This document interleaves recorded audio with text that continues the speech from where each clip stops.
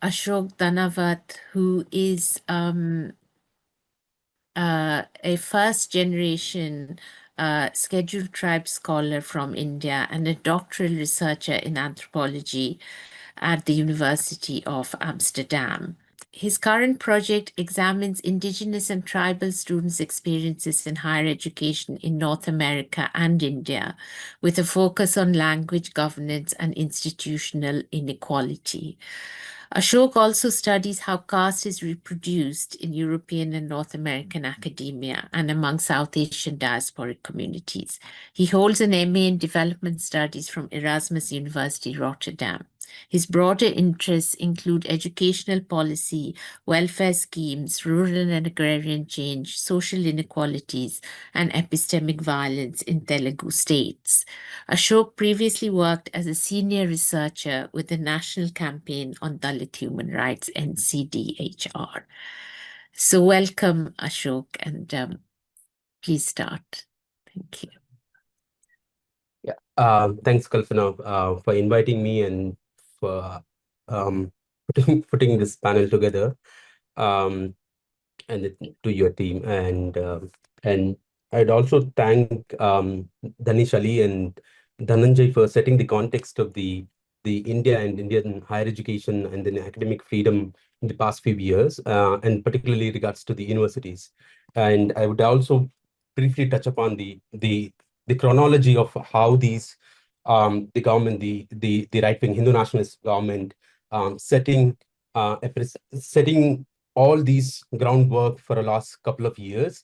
And I think already Dhananjay said that like there was a fellowship disruption in 2015, if I'm not wrong, the year, and which was like basically moving to RGNF, Rajiv Gandhi National Fellowship for the Scheduled Caste, Scheduled Tribe. This has a connection to the broader UGC system, and then how UGC autonomy over the years taken by this government, and then how they basically make it as a mockery of the university autonomy. So RGNF was introduced in the 2006 5 and 6 academic year and financial year, to improve the PhD candidates and MPhil candidates in the universities from the caste suppressed backgrounds, particularly the SC/ST. And right after the government came into the power, the BJP, what it does is like it disrupts for a year and then modifies it and then gives the control of this scholarship scheme, the fellowship scheme, to the Ministry of Social Justice Empowerment, MSJE, which looks into the SC and other marginalized communities, and the Ministry of Tribal Affairs. Both of them look, but then they don't change any single award for these things. So and after like roughly a decade, they change this policy, and then they don't make any changes. And that's why I think it is important that like how the drama of like making some progress, because they're just simply changing the name and they're not making anything, because RGNF becomes NFSC and NFST, National Fellowship for Scheduled Castes and Scheduled Tribes, and there are hardly any changes happens with regards to the fellowship amount, or like the number of fellowship given across India. So, and right now, if you look at the new educational equity policies by the UGC, these SEST cells previously used to exist, and then they were not operational at many universities because they are not like mandatory to have, and we don't see most of them in IITs and other places. So this is the dilemma. They want to keep that, like they are initiating something for the caste suppressed students, or the tribal student, or the other OBC or the marginalized students. And the problem with the equal opportunity cell also this, that it dilutes the entire core autonomous institute, which is supposed to be for the caste oppressed students to deal the caste inequalities in these universities. So and we have seen this, like how they are diluting. And I'd also take up some of the maybe some of the examples, like how universities like TIS also eventually changed their policies, and then the directors whoever came to head the university, they also similar, like ideology, who had similar ideology to the RSS ideology. We see them, the current director, probably the ex defense head of the defense, the military and defense department. So we so basically what they're trying to do is that to prove that like we cannot function as in the autonomous institutions, and then they're not improving uh, any policy which they're supposed to be working towards within these higher education institutions. So anyways, like let me also go to the new education policy for now, because all these are connected across the years. Because in 2020, the government of India started the new education policy during the COVID. And this is also, again, the program which started like we will improve the education quality for the students who are studying in the regional mediums, particularly the mother tongue based mother tongue based education learning. And there has nothing substantially changed. So again, the core argument comes to JNU, because the JNU VC Jagadish is the epicenter of these all of this, because he's the one who creates these discussion and the editorials. If you see the editorials in the what he writes, from the equity cells to the new townships proposed by the current government in the 26-27 the financial budget. They're proposing the townships, but these townships, they say that like they want to make 5 proposed townships in different states and improve the education quality. And in the discussion, the Jagadish, who was also JNU VC before the current VC took, I think, if I'm not wrong, and he also headed the UGC, and now he's proposing that like we as in India achieved the access to education. So this person should look at like what is the accessibility and then what is the percentage. And I believe that he comes from the engineering background, and unfortunately he comes from my very district I come from. But yeah, so this person says that like India achieved the access to the education, higher education, I mean. And he should know that like what is the percentage of the enrollments actually happening from the scheduled caste and scheduled tribe and OBC communities.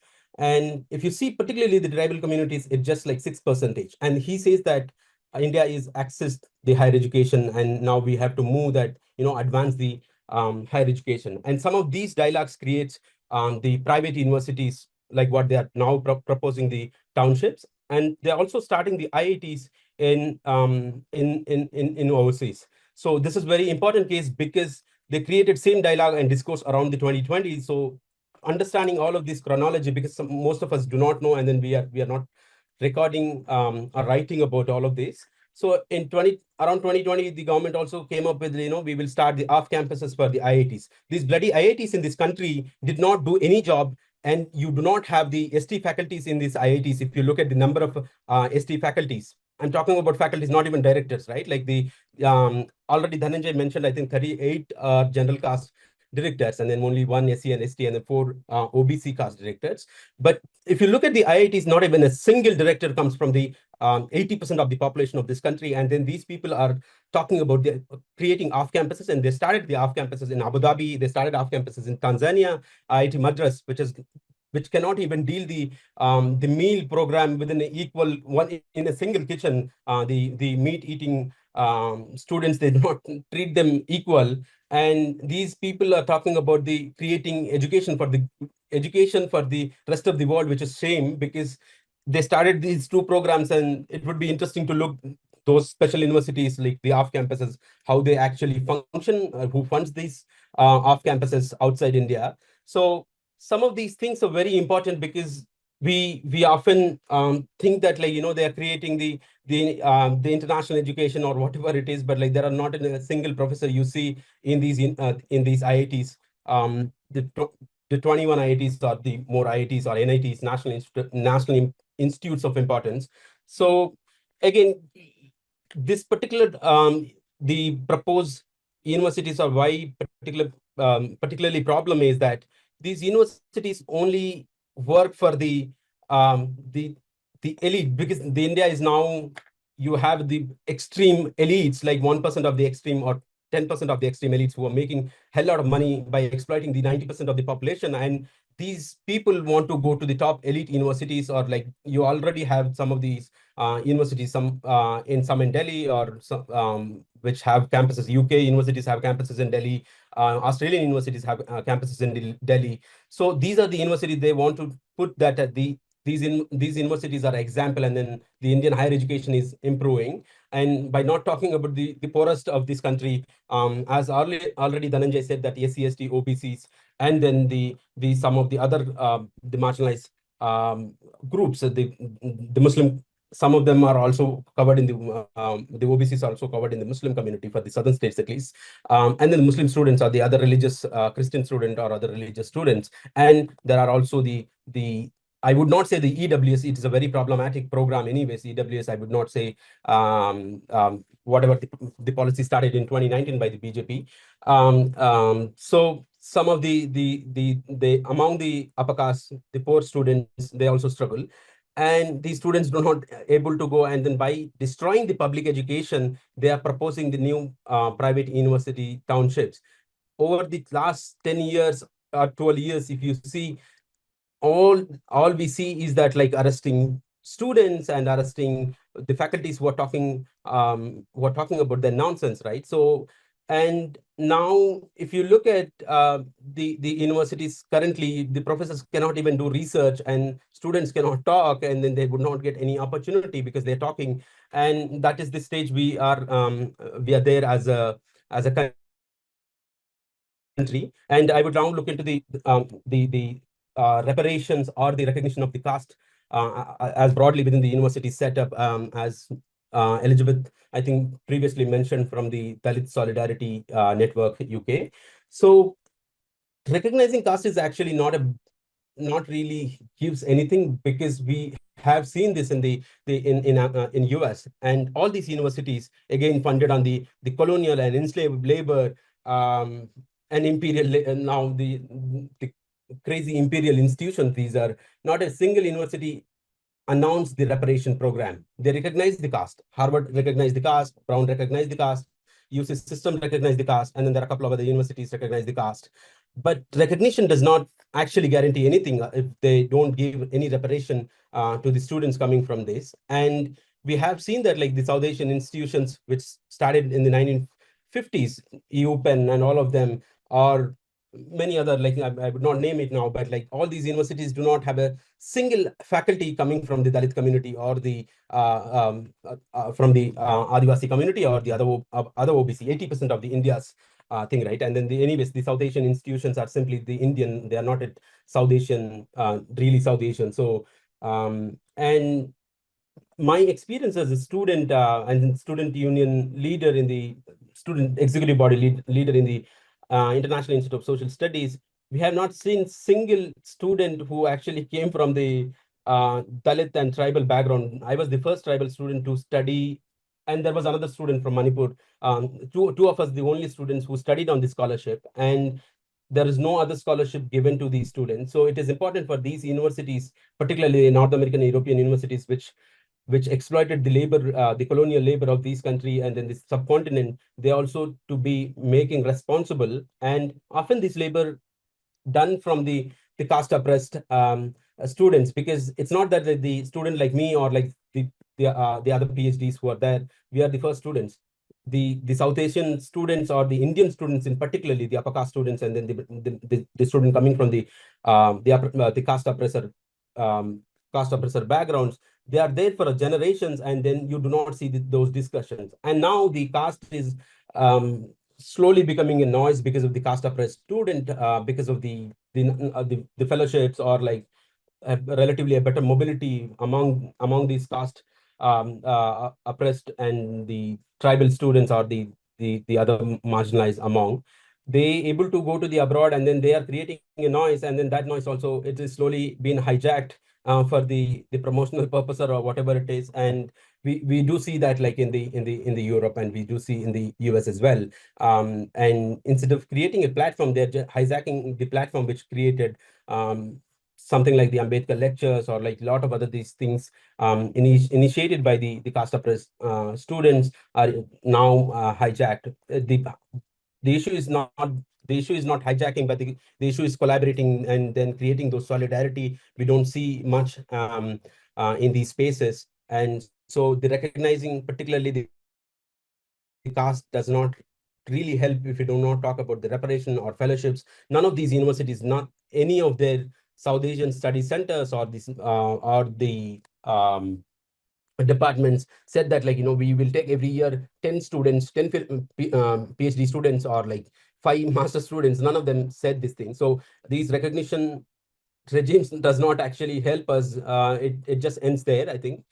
So there should be reparation for the caste oppressed students mobility from India to these institutions, and the faculty positions as well. We don't see any of these, and those also, I think, create a difference. And if you see, given the India's the upper caste imagination or the Brahmanical imagination in India and then the abroad, this is how I think we function as as a country or as a society today. And a professor who's actually not visibly, just like she's openly casteist and racist in the media, and then she's still heading the VC position in a country's top institute or public institute, which is really worrying to see that, like, how we as a country is are accepting these kind of people. I'm not saying that like there are no resistance. We are still resisting and fighting, but we have seen that, like, how students are arrested, and recently also I think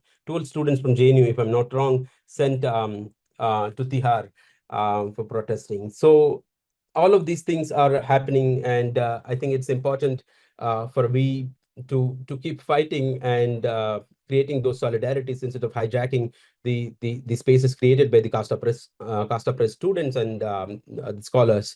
And I think that way at least we make these institutions responsible. And we came across the universities in the Europe and in UK, the kind of caste experience, the casteist experience they experience in these universities, and they do not have any mechanism to challenge or file the cases. So it might be more and more, I think we should be working towards, particularly the South Asian um, um, solidarity groups or the non-profits, as Elizabeth, I think, previously said. So it's just not like the recognition only we should be talking about. I think we should be talking about the reparation along with the recognition. And yeah, so I think this is how I think I will.